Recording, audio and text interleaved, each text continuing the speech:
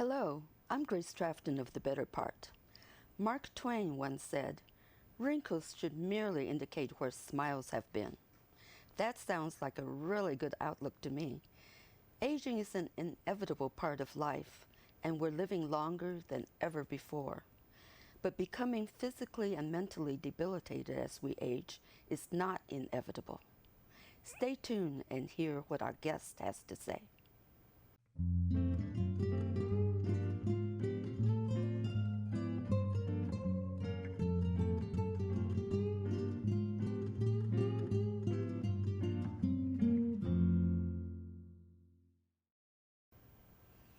Our guest, Dr. Karen Mollander, is board certified in emergency medicine and is the recipient of several professional awards and honors. Dr. Mollander has also had several years of experience as a clinical instructor. Welcome. Thank you, Grace. I appreciate this opportunity. We hear so much about healthy aging these days. How exactly would you define it? Well, just a quick caveat, if you don't mind. Sure. I'm an emergency medicine physician. I'm not a geriatrician. But I have noticed in my 20 years of clinical practice people who've aged well and those who have not aged so well. So I'm hoping that I can provide some insight from just my years of observation and the reading that I've done. Well, many physical changes can take place as we age. So let's start with our bones. What changes can we expect? I think the easiest way to think about your bones is to equate it with a tree. When a tree is young and it still has green branches, if the branch you try to bend it or break it, it will first start to fray at the edges before it breaks. So young children can very commonly have an injury to their bone that does not cause the brittle, sharp break that we would see in the elderly. As you age, the bones get a little less dense. That's why we have that bone density testing, and a little bit more brittle. So it's much easier to break a bone from a fall that a 5-year-old might be able to handle, but an 85-year-old might have a tougher time with. So what can you tell us about our blood pressure, another thing that changes? So the easiest way to think about blood pressure is to think about it as being part of a whole system called our circulatory system, including not only our arteries, which dictate our blood pressure, but also our veins and also the pump, or our heart. And as we age, the muscle lining of our arteries gets a little bit stiffer. Our arteries get a little bit more clogged with cholesterol. We don't have the ability to clean that artery as well as we might have when we were 5. And so it becomes more stiff, and that makes our blood pressure go higher. And so our heart, as a pump, has to push against that stiffer artery, so it makes it work harder. And then the other thing to think about is with our veins, as they get older, they become less efficient. You know, varicose veins are very rare in an 8-year-old. They're pretty common in an 80-year-old. Yes. So our ability to return that blood back to our heart diminishes. So the whole system has to adapt to one another. So is there anything we can do to slow this progress? The most important thing to do is to maintain a healthy weight, have a healthy diet. There are certain diets that we've found that can help people decrease their need for blood pressure. One of them is called the DASH diet. You might have heard people talk about decreasing the amount of salt in their diet. But sometimes we can't get rid of genetics. If our mom and dad had high blood pressure, we'll have high blood pressure. So if under the guidance of a physician you've been told to take a blood pressure medicine, I would recommend it. Now, how about our heart? So as we age, again, our heart is a muscle, and it can get stiffer, it can become less pliant. So as our veins are trying to return blood to our heart, it does not give way as much. So it makes it more difficult to fill with blood and then push that blood out forward with each heartbeat. So one of the things that can happen with our heart is our heart rate slows to try and adjust for that. And what happens is that is trying to help maintain a certain cardiac output or stroke volume that we can push out. So our cardiac output is a measure of not only our heart rate, but the volume of blood that is being pushed out by the heart. Now, what happens to our eyesight and hearing? So that is a lovely challenge. If you've ever been trying to read a menu in a restaurant in 12 font in a dark lighting. So the thing that happens most frequently as we age is that our ability to read closely diminishes. We develop something called presbyopia. And part of that is you think about the eye like a camera or a video camera, like today. The first step is that the light needs to penetrate the cornea. And as we age, our cornea can get drier, it can get irritated or inflamed, so that can prevent the light from going through in a clear-cut manner. And then it hits the lens, much like we have on the lens of a camera. And as we age, the lens of our eye can become clouded and make it more difficult for it to transmit that light. And then the retina, which is where it would be the equivalent of the film of the camera, can be damaged during the whole process. And then the next step is to have that transmitted down the cable to the back of our brain.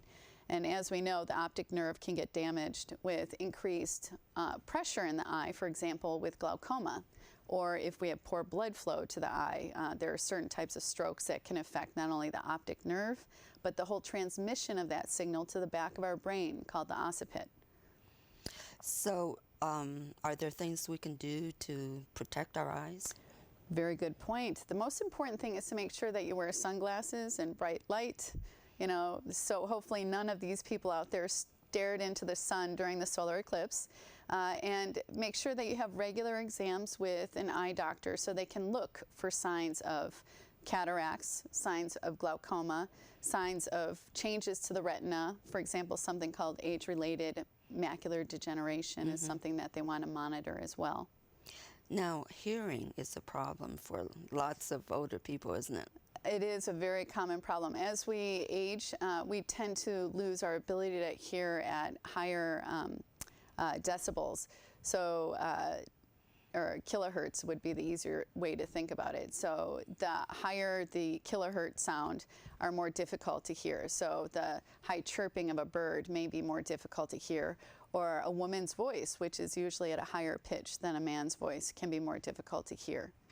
You know, I've always wondered why we are not able to make better hearing aids, because I've run across so many older people who spend thousands of dollars buying hearing aids, and then they don't use them because they're not effective. Well, I think one of the challenges is making sure that you figure out where the hearing loss is. I'm not an ear, nose, and throat doctor, but again, it's a very complicated system when we think about hearing. First of all, the sound needs to transmit itself to our ear, then to our tympanic membrane, or what we call the eardrum, then through 3 tiny little bones called the ossicles, and then send that signal to a nerve that then sends the signal to our brain. And it's very common as we age to lose that function of the nerve of the inner ear to be able to transmit that sound. So hearing aids are trying to transmit that sound at a louder pitch to allow it to go to the brain and create that signal. And the challenge is there's so many other sounds occurring in the environment that it's hard to stifle those out. Like a very busy restaurant, it's hard to hear the sound of the person who's in front of you because there's also dishes breaking behind you. So it's hard for us to channel into that one voice. So the key is to find a really good audiologist, is that right? Exactly, that's very important. And also when you go to rock concerts, to wear earplugs, to try and avoid loud noises.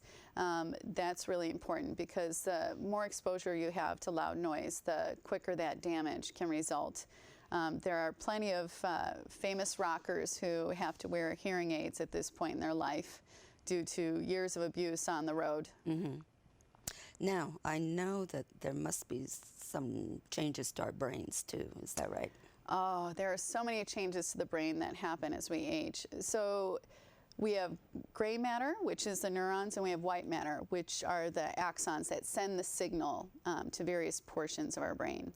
And the gray matter tends to stop developing in our 20s, but then those connections between the gray matter continue to develop from age 20 to age 40. But after that, it goes through a period of what we call senescence, where there's not as much change believed to being happening. Again, we're learning new things about the brain every day, so the amount of research is incredible. But the other thing that also happens is we start to decrease the amount of neurotransmitters that we make. Some that you might have commonly heard of, serotonin is one, glutamate is another, GABA is another. So what can we do to keep our brains healthy? Use them. So you'll probably hear me say this a million times. If you don't use it, you lose it. So the more you challenge your brain to learn new things, to learn a new language, to expose yourself to crossword puzzles, Sudoku, interactions with others are the important thing. Things that are causing your brain to have to process something, rather than passively consuming a television show, other than this one, of course. It is important to make sure that you stay actively involved. Now, we all know that we should eat a healthy diet, but just how important is it in our later years? It is absolutely critical because we produce less serotonin, we produce less glutamate, we produce less of our abilities to combat the natural assaults that our brains, our bodies deal with on a daily basis. We need to make sure that we have enough nutrients to help our bodies try and protect themselves. You might have heard people talk about free radicals. So oftentimes we have to make sure that we have enough vitamin E in our body, for example, and vitamin A in our body, and vitamin C to help combat those free radicals. And the best way to get it is in our natural diet. Even every wonderful pill that is out there cannot reproduce what we can find in nature. So the most important thing is to make sure that your diet has at least 2 vegetables per meal, which seems a lot for breakfast, but it's very important. And olive oil, we also know, has wonderful healing properties. There was a wonderful study in the New England Journal of Medicine that came out in 2013, I believe, that talked about the Mediterranean diet, which you might have heard people talk about all the time, and found that if people increase the amount of olive oil or nuts in their diet, that they had a lower incidence of cardiovascular events, meaning a lower incidence of heart attacks or strokes. And again, this was an observational study that was performed in Spain over a series of years, but it's important that we have a healthy diet. And, you know, there's a lot of talk about the healthy diet, but convincing people to actually practice it is another. Well, that's a challenge because not only do we have changes in our bones and in our blood pressure, we have changes in our taste buds, and our sense of smell. So we don't appreciate the finer taste of foods sometimes. So we tend to oversalt our food a little bit more so that we can get that flavor from it. And it's also helpful to read labels, isn't it? Very much so. It's very important. Definitely avoiding high fructose corn syrup, trying to minimize the amount of sweets that you're exposed to. We do know that one of the processes that our body goes through, if you think about someone who's got type 2 diabetes, for example, they have less ability to control those spikes in the sugar in their bloodstream. And when they have those high spikes in their blood sugar in their bloodstream, they produce more breakdown byproducts that can cause problems with their arteries, problems with their nerves. So they start to lose feeling in their hands and in their feet. And if you lose sensation in your feet, then you can have problems with balance, which is a very critical thing that you need to keep under good control over most of your life to stay healthy. So let's talk about balance, because as we get older, it becomes an issue. I think that one of the interesting things about balance is that it involves so many different aspects of our body.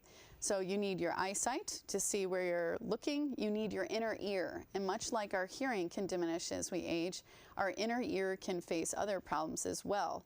It gives us our sense of movement even when our eyes are closed. So when my eyes are closed and I turn to the right or to the left, I know that my head is moving. If you've ever been on a very rocky boat while it's moving very fast, your inner ear is saying, we are moving a lot. Whereas your eyes are looking off to this nice horizon with a beautiful island off in the distance. And that confusing message that sends to our brain is telling us that we're motion sick. We're getting two different signals.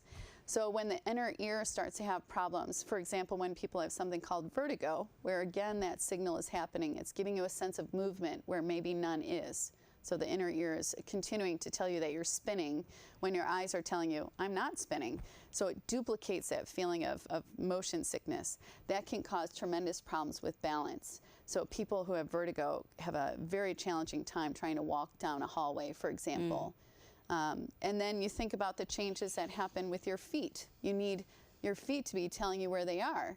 So if they have problems with sensation in the bottom of the feet, they can't tell you, my foot's stepping out to the right, my foot stepping out to the left.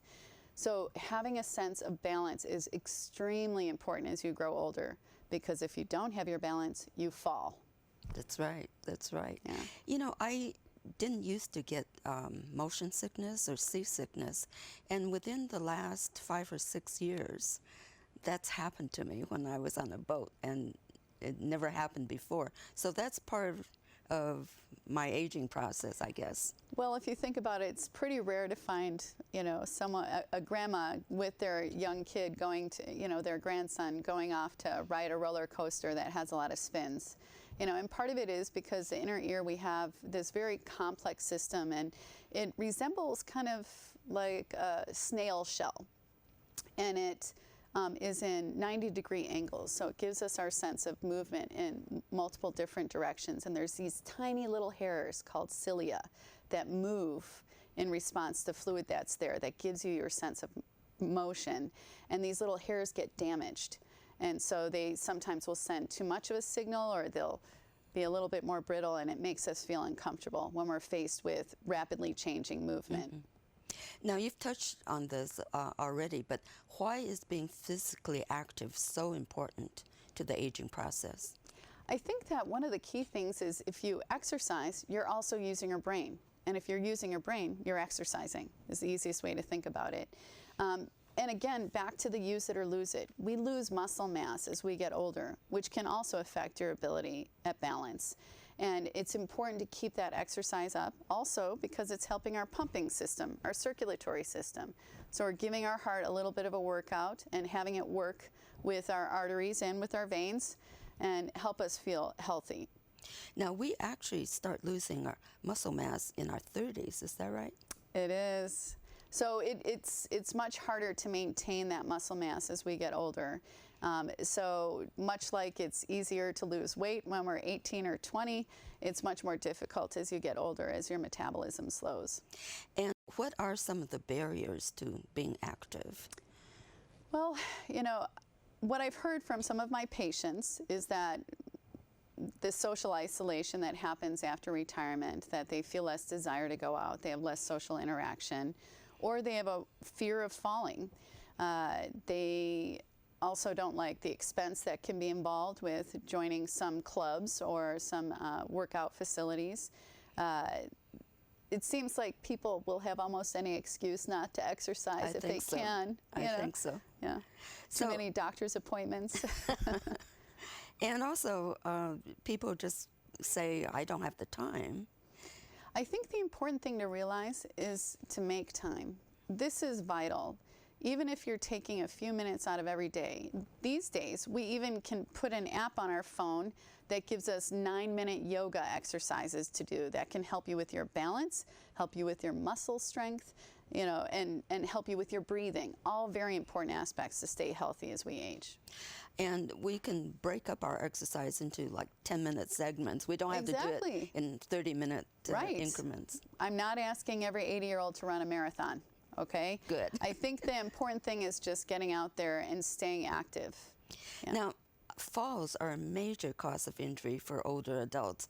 I've read, in fact, that every 11 seconds, an older person is seen in an emergency department for a fall-related injury.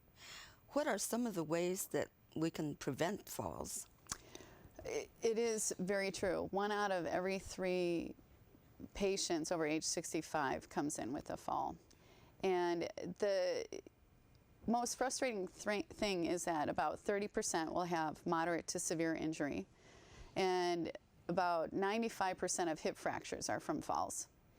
So one of the key things to try and prevent falls from occurring is to make sure your home is safe, make sure that you have well-lit areas, make sure that you have bars in your shower if you need them, make sure you have rugs that have non-slip surfaces so that they're not going to cause problems.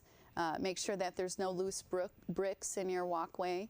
I think the other key thing that I'm going to just reiterate once again is that sense of balance, is practicing balance. That's something that I should be doing at my age. People should be doing it in their 20s. People should be doing it in their 60s, because that is something that's really important to work on. And also to keep your muscles strong. Exactly, exactly. Because weak muscles, I think, is one of the primary causes of falls, right? Well, weak muscles, again, with changes in simple things like the medications that you take that might make you more sleepy than usual, not getting enough rest at night, again, your sense of eyesight, not seeing that little bump in the road in the dark, also having that sense of changing position with vertigo that can happen, and the proprioception, the feeling on the bottom of your feet. All of those are very important issues. Now, how about our mental and emotional health? Those are critical. They change quite a bit as we age, and I think one of the key things is to realize that there's risk factors for issues as you age. Like there's a risk factor for depression, but that doesn't mean that as you age that you will get depressed. So depression isn't really a normal part of aging, is it? It is not a normal part of aging. It is a risk factor. It does increase as we age. And part of that might be due to less social contacts, a lower amount of serotonin, for example, being produced in your brain, or the neuronal connections being slightly changed. Stroke can sometimes lead to depression. Illness can lead to depression, just again because of the pain that someone might be dealing with or the social isolation. How about changes in our memory as we age? Oh, what were you saying again? No, I'm just kidding. So the memory does change as we age. There's normal age-related memory changes that'll happen, like trying to remember where I put my set of keys. But there's other issues that can be a sign that something more serious is going on. For someone who, for example, can't pay a check and they can't write out their bills anymore. That is something that can be concerning. Or people who get lost on the way home, a very traditional route that they took. So the key thing is, in terms of keeping your memory fresh, again, is if you don't use it, you lose it. So making sure that you have those social interactions, sharing stories with your grandkids and other people around you, trying an alternative route home from the grocery store, just to make yourself, challenge yourself a little bit more. Learn new languages. Yes, definitely. That would be phenomenal. Or taking a class at the local community college would be important. Now, you had touched upon this before, but people face social isolation as they get older. And so tell us again, how important is it to stay socially connected? Social connections are vital. This is really important because if you're not having that day-to-day interaction with others, you're not using your brain, you're not using your sense of speech, you're not using your sense of hearing, you're not actively engaging in the world around you. And in this time of FaceTime and Skype and all those other abilities that we have out there, it is really important that even if you might be far away from family or friends, that you remain socially connected. There's so many different ways that we can stay socially connected these days. It's best if we're outside the house and we get that exercise along with it. Right. Good so idea. Join a birding group and go for a nice hike with others. That's important. Now, as an emergency room doctor, what conditions have you seen in older adults that you think could have been prevented by living a healthier lifestyle? Oh, the most common is emphysema or COPD from a lifetime of smoking. Well, I wouldn't say that's the most common, but that's one of the most common. That's just unfortunate because we do know that smoking puts you at increased risk of dementia, increased risk of cancer, increased risk of heart attacks, increased risk of strokes.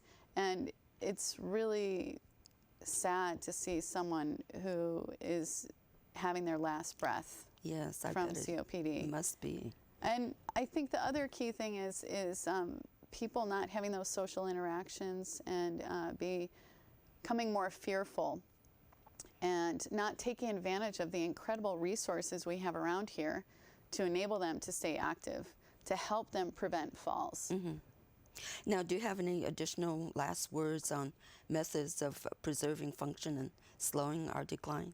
I think the key thing is balance. So a simple thing that you can do is while you're brushing your teeth, stand on one foot.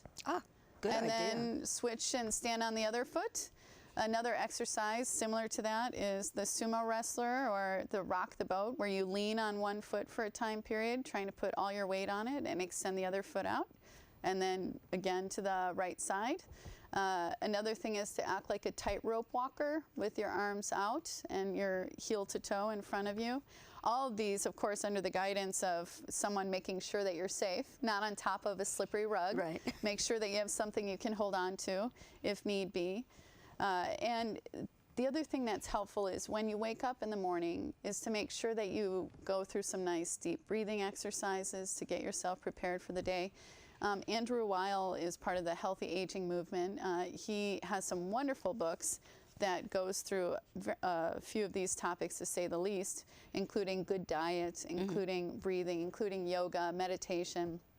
And doing deep breathing exercises is one of the things that can help you start off your day. And one of them that he describes is taking in a breath for a count of 7, holding it for a count of 3, and then blowing out with your tongue on the roof of your mouth.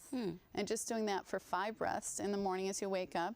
Also doing gentle stretching exercises even before you've gotten out of bed, trying to bring that leg up to your chest and stretch your lower back out. Slowly letting yourself wake up before you actually get out of bed. Those are really, really good points to remember. In fact, I'm going to start doing that right now.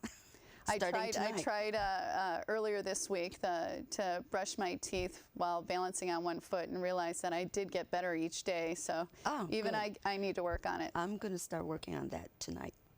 Well, thank you, Karen, for being with us today. You've really given us a lot of things to think about. Thank you, Grace, for giving me the opportunity as well. I appreciate it. Thank you for being with us today, and I hope you've gained some additional insights about healthy aging. And remember to also watch us on YouTube and Roku. See you next time. Bye-bye.